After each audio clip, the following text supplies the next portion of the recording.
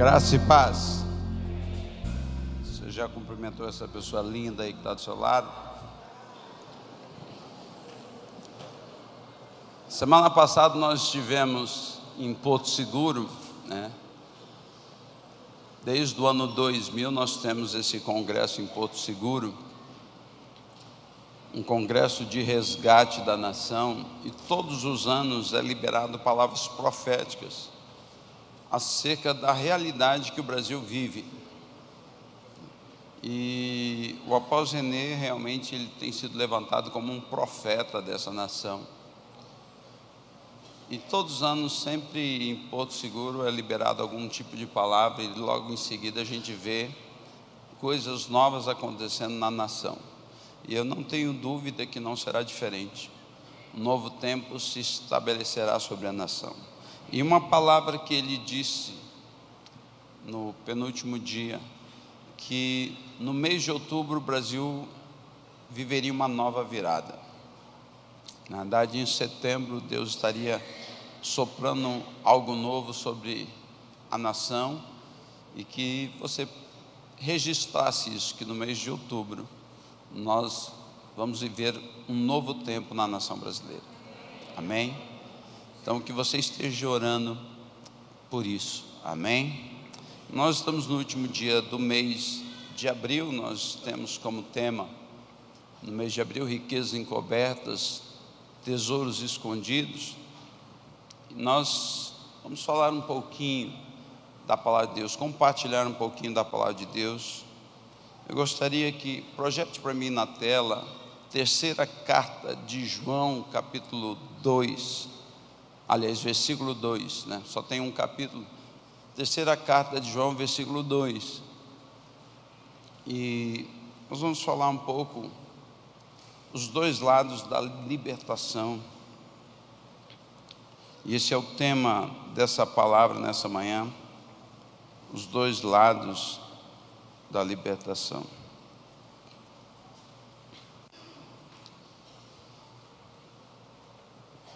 Por favor, igreja, todos leiam esse texto. Olhe para o telão e leia. 1, 2, 3.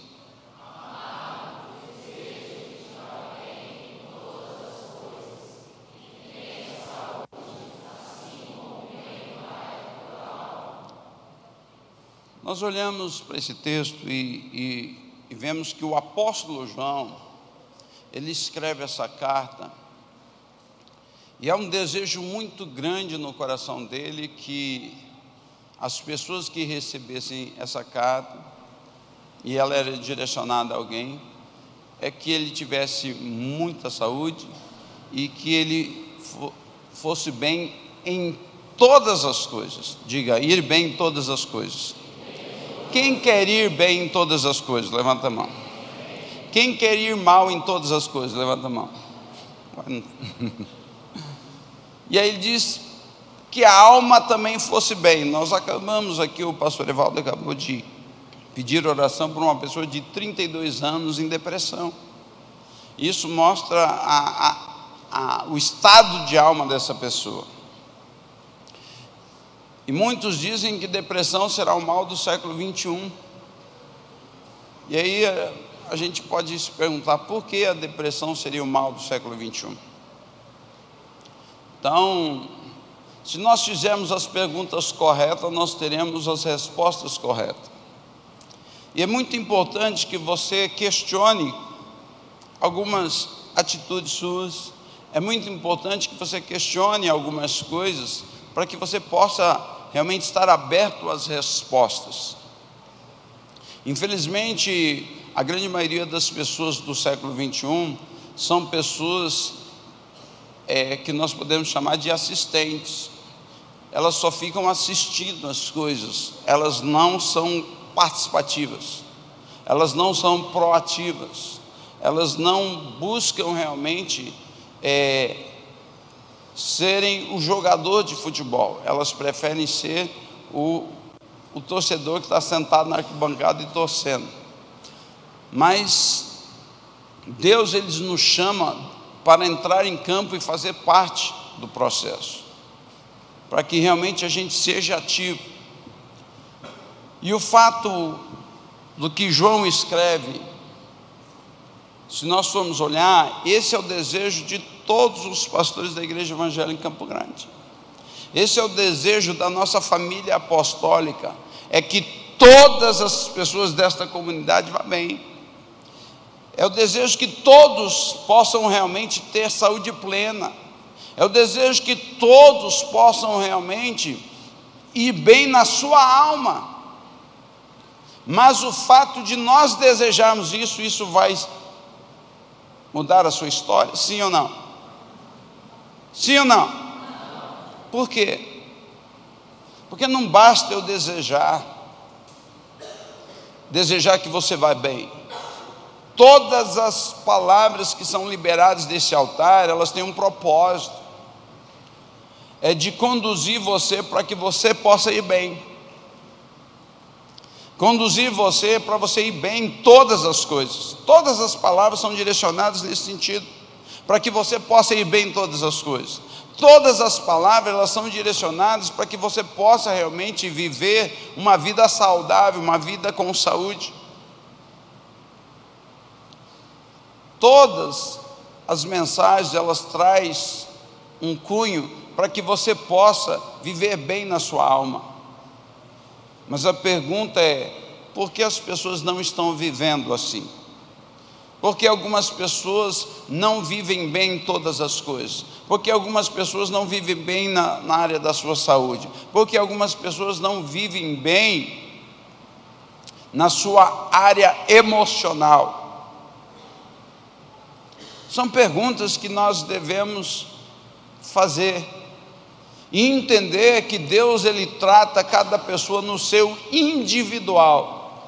Deus não trata a gente no coletivo. Deus, Ele conhece cada um de nós, e cada um de nós tem um nível de relacionamento com Deus. Às vezes as pessoas, elas estão aprisionadas por pensamentos equivocados, por uma corrente de pensamento que a atual sociedade, ou esse sistema de mundo que nós estamos inseridos, ele, de uma forma sorrateira e muito sutil, ele começa a implementar através de todos os níveis de entretenimento, através da mídia, das redes sociais, através das pessoas famosas, que a sociedade diz que são famosas. E muitas pessoas acabam ouvindo mais essas pessoas e dando crédito mais a essas pessoas do que a própria palavra de Deus, a própria verdade. O Evangelho de João, capítulo 8, versículo 31 até o 36, nós vamos ler. Você pode projetar, e se você quiser acompanhar na sua Bíblia, fique à vontade. Jesus, ele tem um diálogo ali.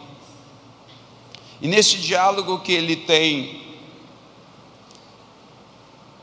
com pessoas que eram crentes, fala, Jesus estava conversando com crentes. Diga, Jesus estava conversando com crentes. João, alô, reto, 8:31. Então Jesus, ele diz lá o texto, dizia pois Jesus aos judeus que nele creram. Então Jesus estava falando com pessoas que acreditavam que ele era o Messias. Se vós permanecerdes na minha palavra. Então algumas traduções dizem, se vós perseverardes na minha palavra. Então permanecer na palavra é um estado contínuo, diga estado contínuo. E o que é permanecer na palavra? É realmente você dar crédito à palavra. A palavra que Deus, Ele liberou para nós, nós darmos crédito a essa palavra e vivermos esta palavra. Quer ver? Ponha para mim Marcos 16, 17. Marcos 16, 17. Quantos creem que Jesus é o Senhor? Quantos acreditam que Jesus é o seu Senhor e seu Salvador? Diga amém. Levante as duas mãos, abane assim. Então vamos lá. E esses sinais acompanharão os que crerem. Em meu nome expulsarão o demônio. Quantas pessoas já expulsaram o demônio aqui? As mãos diminuíram. Ah, pastor, eu nunca vi um demônio. E Deus que me livre de ver um. Esses sinais vão acompanhar quem? Quem? Quantos creem? Uai, diminuiu as mãos. Quantos creem? Eu vou orar para que alguém manifeste aqui. Vou chamar você para expulsar.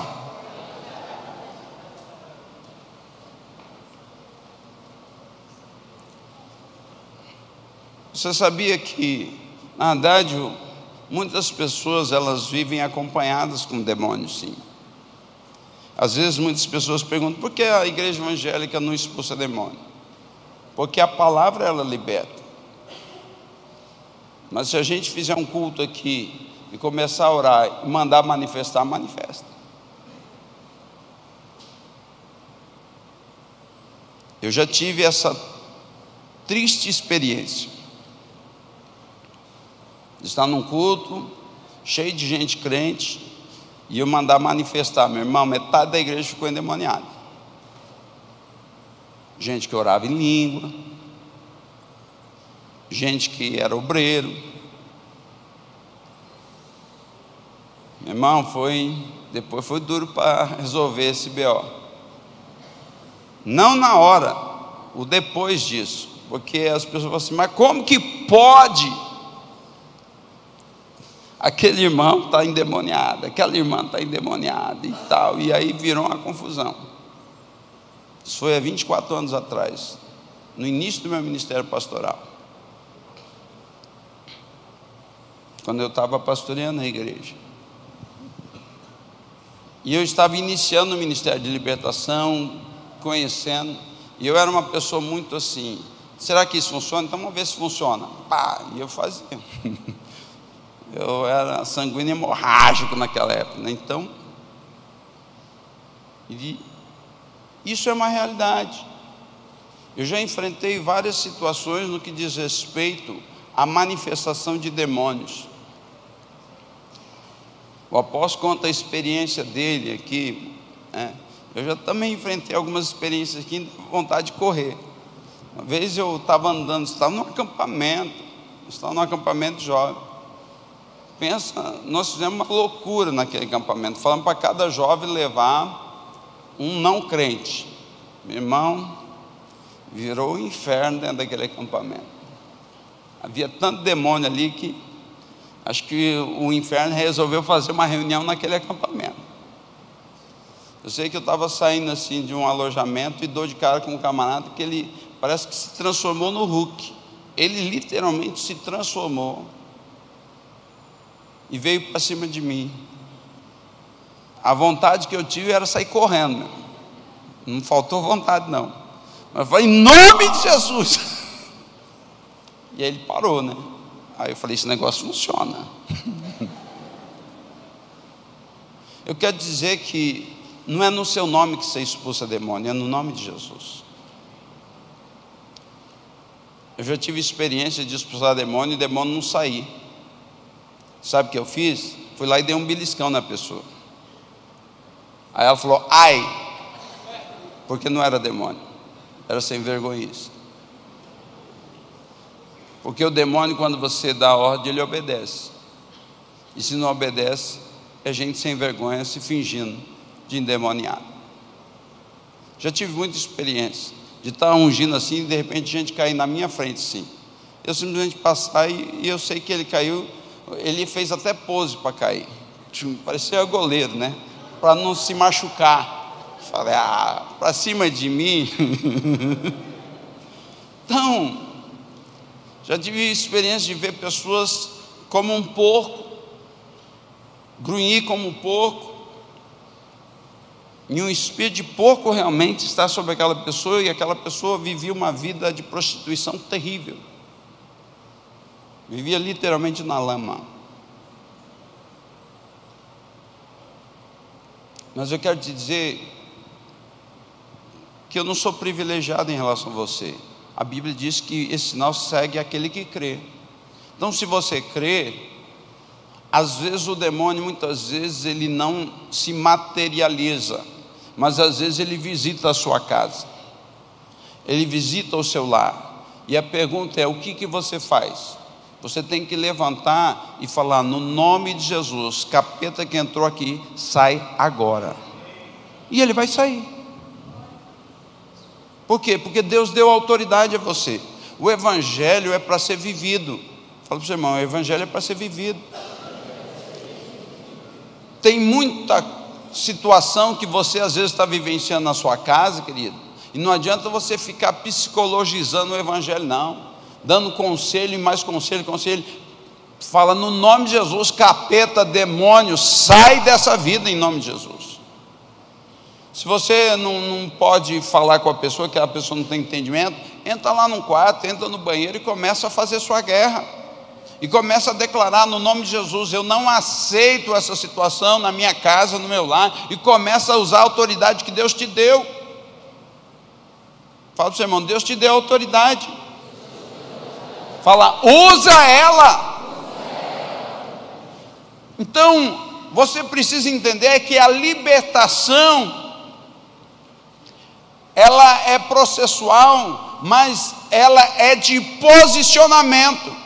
Eu preciso me posicionar dentro daquela palavra e tomar autoridade sobre aquela palavra, para que aquela palavra se torne efeito, compreendendo realmente a minha posição em Deus. Porque tudo que está escrito acerca de nós no evangelho, tudo que está escrito acerca de nós na palavra de Deus, é simplesmente você se posicionar em cima daquela palavra para viver aquela palavra. E muitos cristãos não estão vivendo essa palavra porque não se posicionam acerca daquela palavra. E ele diz: em meu nome expulsarão demônios, falarão novas línguas. Quem fala novas línguas aqui? Ontem eu achei um negócio engraçado. Eu estava numa comunhão de uma célula de 12. E aí ele falando de um discípulo dele que foi nesse último encontro. E aí estava a conversa sobre falar em línguas. Aí ele falou, e o líder falou assim: então você falou em línguas lá no encontro com Deus? Falei. Falei: como foi? O pastor Irineu estava orando por mim, e de repente ele falou assim: mas que língua estranha que é essa que você está falando assim? Não, eu estou orando o Pai Nosso em aramaico. Irmão, ele não conseguia orar em língua, assim, ele lembrou que ele sabia orar o Pai Nosso em aramaico, começou a orar em aramaico lá, porque é descendente de judeu. E aí diz que está orando em línguas. Aí você ora em inglês e fala: estou orando em línguas. Ora em espanhol, tu hablas espanhol. Aí está orando em línguas. Não, meu irmão, é realmente a manifestação espiritual do poder de Deus. O próximo versículo, 18: pegarão em serpentes, e se beberem alguma mortífera, não lhes fará dano algum. Alguém tem coragem de pegar na serpente aqui? E porão as mãos sobre os enfermos, e estes serão curados. Quando o pastor Newton Ferreira esteve aqui, ele fez essa experiência, chamando pessoas para mostrar que essa autoridade está sobre você. Você pode orar para uma pessoa: vou chamar o pastor. Não, Deus já te deu a autoridade. Quantos são discípulos de Cristo aqui? Então você tem autoridade. Se você é um discípulo, então use a autoridade. Mas eu não estou bem assim. Quero te dizer, não é no teu nome, é no nome de Jesus. Volta lá para João 8,31. Então lá diz que Jesus disse para os judeus que creram nele: se vós permanecerdes no meu ensino, verdadeiramente sereis meus discípulos. Então, ser discípulo de Cristo é o que? Permanecer no ensino, é colocar em prática o ensino de Cristo. Então, se você está colocando em prática o ensino de Cristo, você se tornou o quê? Um discípulo. E aí ele diz: então conhecereis a verdade. Pode passar o próximo. Quer dizer, depois de você estar realmente caminhando, colocando em prática, é que você vai começar a conhecer a verdade, e a verdade vos libertará. O que é a verdade? Diga: Jesus é a verdade. A palavra de Deus é a verdade. Então, o conhecimento de Jesus e o conhecimento da verdade está na minha caminhada, no meu relacionamento com Deus. E eu preciso falar disso por quê? Porque as pessoas estão equivocadas no processo de libertação. Muitas pessoas foram para o encontro com Deus, lá elas passaram por um nível de libertação. E as pessoas passam por isso e elas acham que tudo isso, pronto, já resolveu, já fui liberto. Mas elas não dão continuidade. Quantas pessoas, quantos tem aqui a fotografia do seu encontro? Você já viu naquela fotografia quantas pessoas não estão mais aqui com você? Sabe por quê? Porque elas não permaneceram no ensino de Cristo, elas não perseveraram, elas não deram crédito à palavra, aquilo que Isaías profetizou no capítulo 53, quem deu crédito à nossa pregação, a quem se manifestou o braço do Senhor, então é quem acreditou na mensagem. A mensagem ela está sendo ministrada e pregada aqui todos os domingos, todas as quartas-feiras, outras reuniões esporádicas, ela tem sido ministrada, mas a pergunta é: quem realmente deu crédito a essa palavra? E dar crédito é viver a palavra, é vivenciar essa palavra.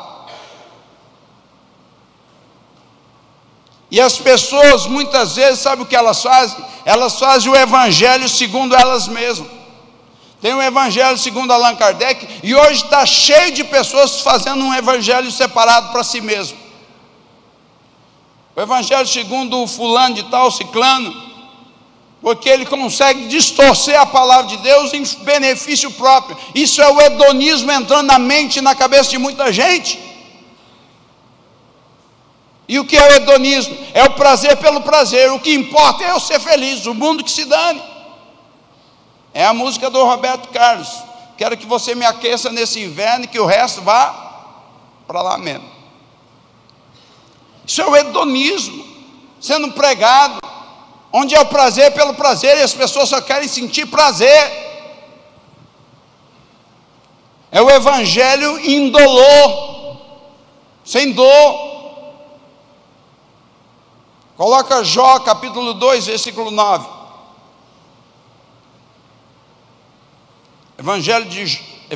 Livro de Jó, capítulo 2, versículo 9.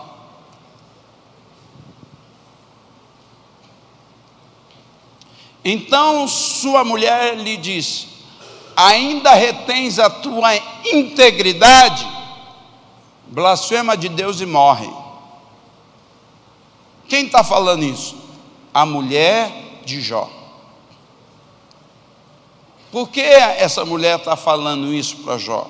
Ainda retens a tua integridade? O que é ser íntegro? É ser inteiro, é ter compromisso. Quando ninguém está vendo, você é compromissado.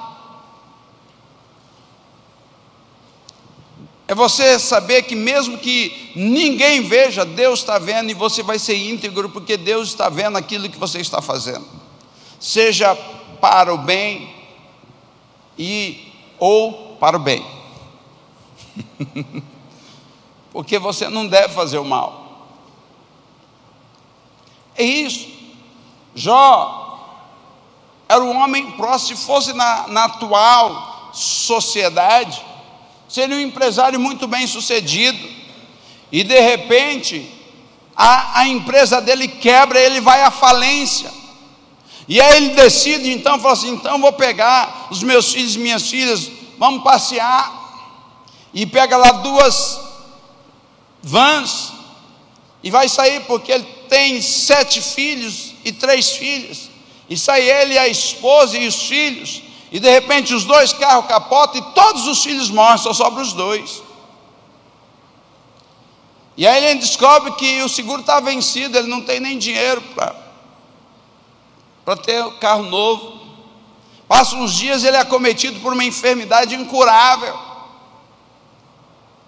Está vivendo nessa desgraça, enterrou os 10 filhos, perdeu tudo que tinha e ainda é acometido por uma enfermidade. E nesse momento, chega a mulher e diz assim: você ainda mantém a sua integridade? Amaldiçoa Deus e morre logo, porque você é um desgraçado. Você é o causador de tudo isso. Você é uma íngua. A Bíblia, na verdade, ela ali não põe o que aconteceu, mas provavelmente, minha irmã, você sabe que mulher quando fala, a gente já dá para imaginar o que aconteceu, né? O que essa mulher falou: você é o culpado. Algum homem já viu a sua mulher dizer isso para você? Você é o culpado, tudo dá errado, tudo não funciona. E o que Jó responde? Versículo 10. Mas ele lhe diz: como fala qualquer doida, assim falas tu. Receberemos de Deus o bem e não receberemos o mal? Em tudo isso Jó não pecou a Deus. Aí eu fico vendo, Jó, ele tem a convicção de que para servir a Deus ele não depende das circunstâncias. Não importa se eu estou indo bem ou estou indo mal, Deus é o meu Senhor e acabou. Tem muitos cristãos que, se ele acabar de perder tudo, a primeira coisa que ele faz é abandonar a igreja. Fala: não, Deus esqueceu de mim, Deus me abandonou. Porque na mente dele, Deus só está com ele se tudo estiver indo bem. Quem disse isso? Onde você leu isso? Onde está escrito isso? Vai ler a carta de Paulo, o tanto de naufrágio que Paulo passou, cobra mordendo ele, desgraça era o que não faltava. Você queria andar no meio de desgraça, era colar em Paulo, porque apedrejado, todo mundo achou que o cara estava morto. Daqui a pouco o cara começa a andar todo troncho, uma pedra acertou o olho dele, provavelmente, é o que dá a entender, e ele ficou com problema da vista o resto da vida dele, por causa dessa pedrada que levou nesse dia que ele foi apedrejado. Desceu de muro de cesto para não morrer, porque as pessoas perseguiam ele. Eu fico vendo, se hoje, numa atual situação, as pessoas vivessem 10% do que Paulo viveu, meu irmão, Jesus, tchau, fui. Que tipo de evangelho nós estamos vivendo? O desejo do nosso coração é que vocês vão bem mesmo, esse é o desejo. Mas não basta só o desejo, cada um vai ter a sua experiência com Deus. Entenda uma coisa: um prédio, antes dele crescer e se tornar realmente um edifício grande, ele tem que cavar muito, tem que fazer muita fundação para baixo. Do lado do prédio onde eu moro, construíram um prédio, e às vezes eu encontro algumas pessoas e falo: rapaz, de onde surgiu esse prédio? Eles não viram tanto de tempo que gastou ali, e eu ficava vendo aquele barulho do lado do meu apartamento, acordava já cedo com a campainha tocando lá, e às vezes até tarde da noite eles trabalhando lá, e só via o que? Um cercadinho, mas não via nada. Por quê? O tanto que um prédio sobe, ele tem que ter de sustentação para baixo. O problema da maioria dos cristãos que estão vivendo num nível raso, sabe por quê? Porque eles só querem crescer para cima, e qualquer ventinho derruba eles, porque eles não querem cavar na rocha. Mateus 7,24, olha o que Jesus nos ensina nisso. Joga aí Mateus 7,24. Jesus, quando ele termina o sermão do monte, ele traz um ensinamento dizendo: todo aquele, pois, que ouve estas minhas palavras e as põe em prática, diga, põe em prática, será comparado a um homem prudente que edificou a casa sobre a rocha. Então, não sei se você sabe, mas o prédio, ele vai cavar até o leito rochoso, até ele encontrar rocha para dar sustentação para ele. Tem gente que só quer cavar um pedacinho e fica no barro, na areia. Próximo versículo. E desceu a chuva, correram as torrentes, sopraram os ventos e bateram com ímpeto contra aquela casa. Sabe o que Jesus está dizendo? É que você vai ter adversidade, vai vir luta, vai vir dificuldade. As dificuldades vão bater na sua porta. Nós só crescemos através das adversidades. Nós só amadurecemos quando nós enfrentamos as adversidades e vencemos.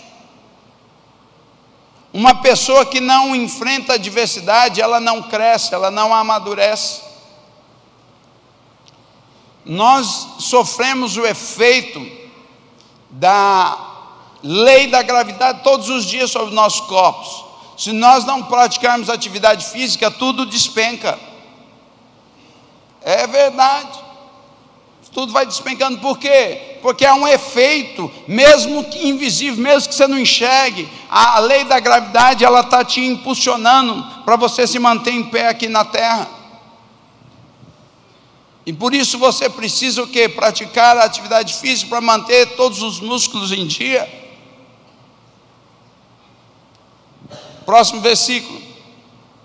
Mas todo aquele que ouve estas minhas palavras e não as põe em prática, vai ser como um homem que edificou a casa onde? Na areia. Então, quando vem o vento, interessante que as mesmas dificuldades que veio sobre a casa na rocha, veio sobre a casa na areia. A diferença é que uma se manteve em pé e a outra caiu. É por isso que muitos crentes estão caindo. E estão caindo por conta do quê? De não colocar em prática a palavra de Deus. Tem gente que foi para o encontro, fez escola de líderes e acha que isso é suficiente para ele se manter em pé. Meu irmão, escola de líderes é o leitinho, é o comecinho. Nós precisamos cada vez crescer mais. Aí nós temos liderança avançada, que é 1 ano e meio, onde você vai começar a comer um pouquinho mais de alimento, comer uma carninha, né? Uma carninha moída ainda. Depois tem liderança avançada 2, os treinamentos que existem na igreja, os discipulados de 12, de liderança, é o ferro com ferro, se afia assim um amigo ao seu amigo. É ali onde você está crescendo diante das adversidades, diante dos problemas, de você resolver. Quando você assume o papel de liderança, você assume responsabilidade, você amadurece espiritualmente, porque você começa a assumir responsabilidade perante outras pessoas. E com isso você precisa o quê? Ler mais, se dedicar mais, orar mais. E quem é que está ganhando com isso? Você que está ganhando. Não é as pessoas que você cuida, é você, porque você está crescendo. Kenneth Hagin, ele conta que um ano que ele pastoreou uma igreja numa cidade, ele tinha uma família que era o terror.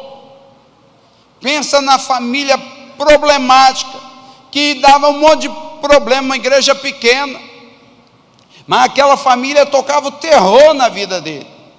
No final do ano ele foi agradecer aquela família, porque aquela família foi exatamente a pessoa que instigou ele a orar mais, a jejuar mais, a ler mais, a ser mais santo, a ser mais manso, e foi ajustando a alma dele. E hoje sabe o que as pessoas querem? Quando elas veem um discípulo que é difícil, ele fala: você não quer esse discípulo para você? Quer transferir responsabilidade. Sabe quando você vai crescer? Nunca.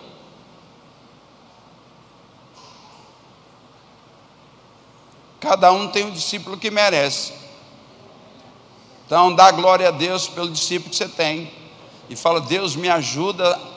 Porque na verdade, entenda uma coisa, esse discípulo que Deus mandou para você, você está achando que isso é um karma? Não, Deus mandou ele para te moldar. Você às vezes está orando: Deus me faz mais santo. Ele te mandou um camarada, uma mulher, um homem, para fazer você ser mais santo. Deus me dá paciência. Ele mandou essa bênção aí para você. Para quê? Para treinar você. Aí você ora e as coisas não funcionam, a célula não cresce, você chora, você lamenta e fala.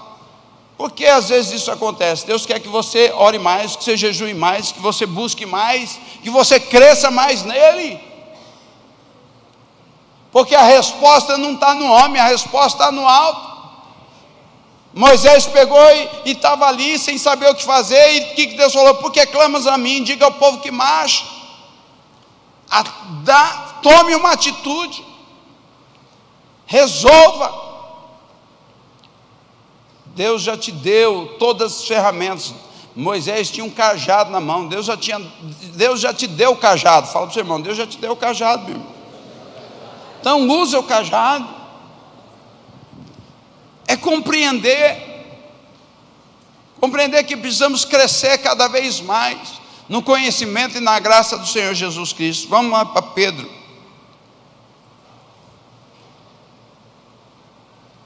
1 Pedro, deixa eu achar aqui.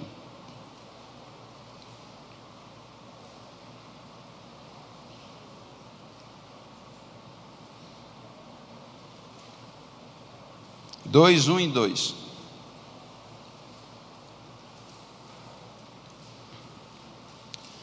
Deixando, pois, toda a malícia, todo o engano, e fingimentos e invejas, e toda a maledicência.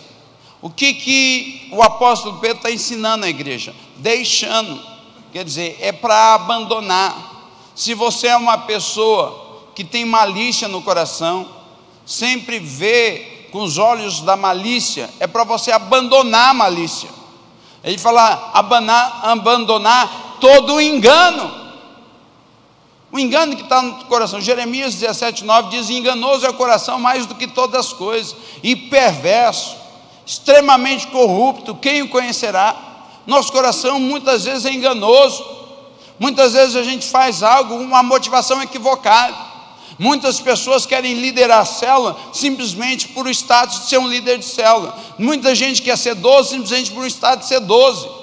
Entenda uma coisa, isso é um engano do coração. Nós precisamos amar vidas, amar pessoas. Quando amamos vidas, quando amamos pessoas, a célula ela se manifesta porque você é uma pessoa que ama vidas, ama pessoas. E quando você ama vidas, quando você ama pessoas, as células crescem. Mas tem gente focada em célula. Célula nada mais é do que uma estratégia. O que eu e você precisamos é amar pessoas, se importar com pessoas, amar pessoas, ajudar pessoas, porque são pessoas que vão morar no céu, são pessoas que vão ceiar com Jesus, são pessoas que nós vamos resgatar do inferno e trazer para o céu, são pessoas que compõem a sua família. Então ore pela sua família, pague um preço pela tua família. Nós estamos no ano da família. Decida pagar um preço de jejum, decida pagar um preço de oração e fala: Deus, eu quero que toda a minha família seja salva. Ore pela sua família, pague um preço pela família, em vez de fazer o que? Ficar maledicência, ficar falando mal. O que é maledicência? É falar mal. Ah, mas esse aí não tem jeito. Ah, essa aí, Deus o livre, essa aí é a caninana. Quando que vai ser salva? Se você, como cristão que conhece a verdade, fica falando mal da sua irmã, do seu irmão, do seu cunhado, da sua cunhada, da sua sogra, né? Seu sogro. Deixar todo o fingimento. Fala para o seu irmão: para de fingir que você é crente, meu irmão. Está na hora de você ser crente de verdade. Não pode ser crente agente secreto, ninguém sabe que você é crente, meu irmão. Na verdade, você tem que assumir a sua posição e fazer diferença, porque tem muita gente que finge ser crente. Sabe como a gente descobre? Quando às vezes a gente fala de alguém fala: crente que nem ele, Deus que me livre. Então quer dizer, ele está fingindo ser crente, porque que mudança que tem? Porque, meu irmão, o que é libertação? É ficar livre de algo ou alguém. Esse alguém é o capeta, é o capiroto, é o demônio que está às vezes. Então é ficar livre do demônio, é ficar livre de algo que te prende, o pecado, atitudes erradas, coisas que querem te conduzir para o caminho do erro. Então é você ficar livre. Mas não adianta eu ficar livre e não me preencher e não encher com a palavra. Próximo texto, versículo: desejai, diga desejai, como meninos recém-nascidos, o puro leite espiritual, a fim de por ele crescerdes para a salvação. Eu estou com a minha netinha aí com 45 dias. E aí, meu irmão, deu a hora de mamar, meu irmão. Não tem conversa. Ela quer mamar e vai lá. Ela deseja o leite. É isso que Pedro está dizendo. É como uma criança. Você tem que desejar realmente cada dia mais. Você tem que ter fome pelas coisas de Deus.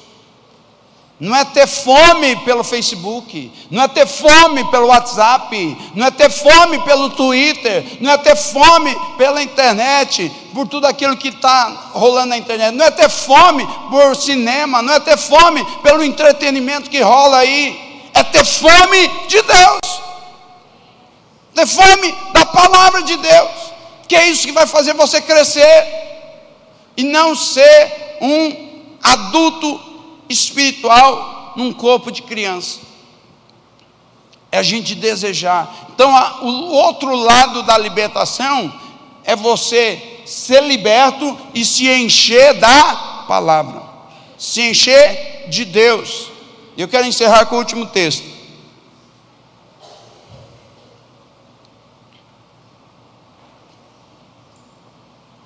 Mateus 12:43.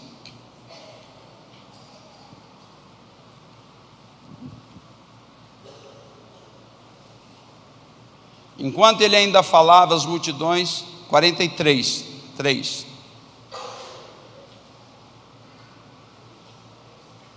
Oi, é 3, 43.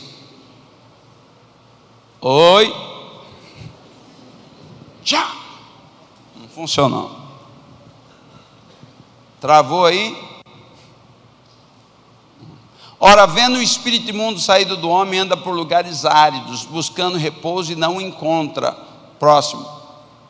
Então diz: voltarei para minha casa de onde saí. E chegando, acha-a desocupada, varrida e adornada. Próximo. Então vai e leva consigo outros 7 espíritos piores do que ele, e entretanto habitam ali, e o último estado desse homem vem a ser pior do que o primeiro. Assim há de acontecer também a esta geração perversa.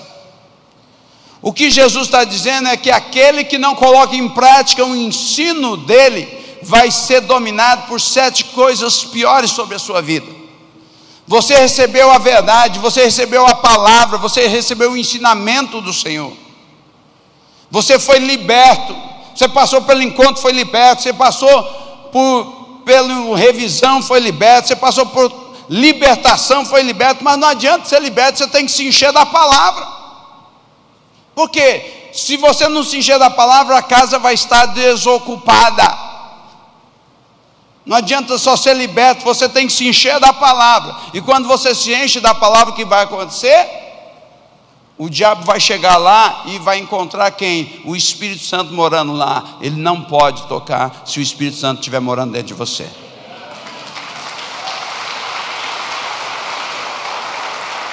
Equipe de louvor pode subir. Vamos nos colocar em pé.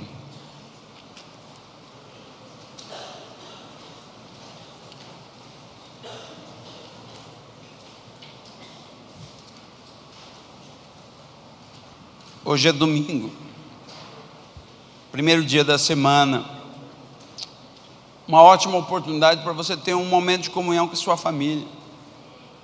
Pegue a Bíblia ali, leia um texto, tenha lá 5, 10 minutos de comunhão, levando uma palavra, fazendo uma oração, tendo um momento de comunhão com a sua família. Fazer um cultozinho doméstico ali, se é só o casal, faça só o casal. Se tem filhos, faça com os filhos. Eduque seus filhos. Pais, tenham mais tempo com os seus filhos. O diabo não está brincando, ele está ceifando muitos adolescentes. Muitas crianças e adolescentes estão sendo ceifados pelo inimigo. E tem muitos pais desacordados, muitos pais que não estão prestando atenção, que é uma ação de Satanás. E ele está usando um advento chamado internet para ceifar a vida de muita gente.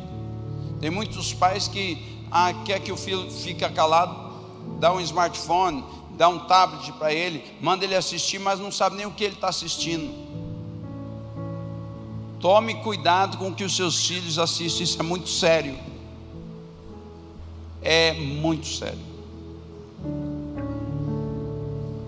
Esse é o ano da família. Cuide da sua família. Fale para o seu irmão, cuide da sua família. Feche seus olhos, vamos louvar o Senhor. Deus tem o melhor pra mim. Deus tem o melhor pra mim. E o que perdido foi não se compara com o que há de vir. Deus tem o melhor pra mim. Oh, Deus tem o melhor pra mim. E o que perdido foi não se compara com o que há de vir. Deus tem o melhor pra mim. Deus tem o melhor pra mim. E o que perdido foi não se compara com o que há de vir.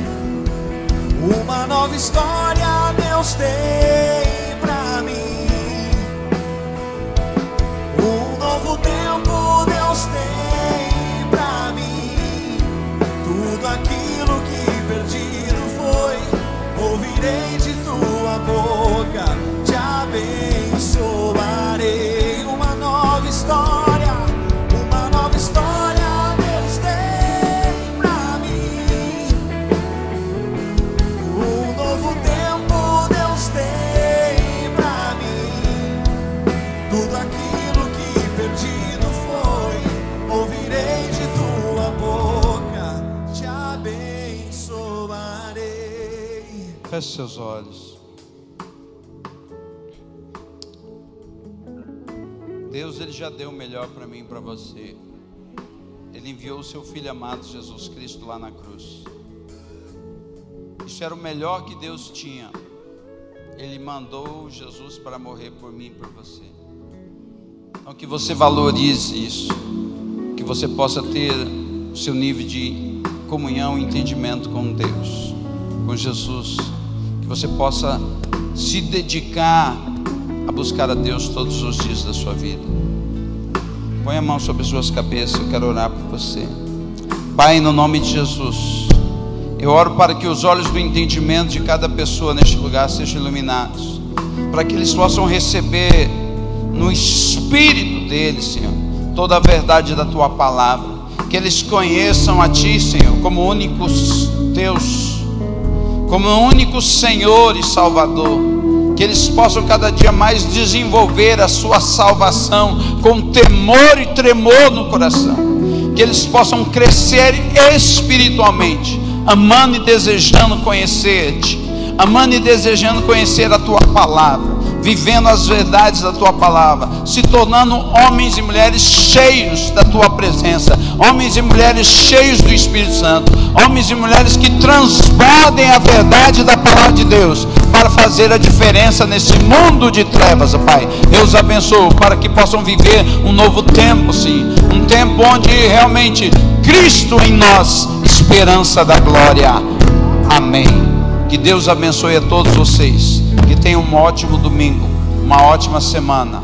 Vá em paz, no nome de Jesus. Deus abençoe a todos.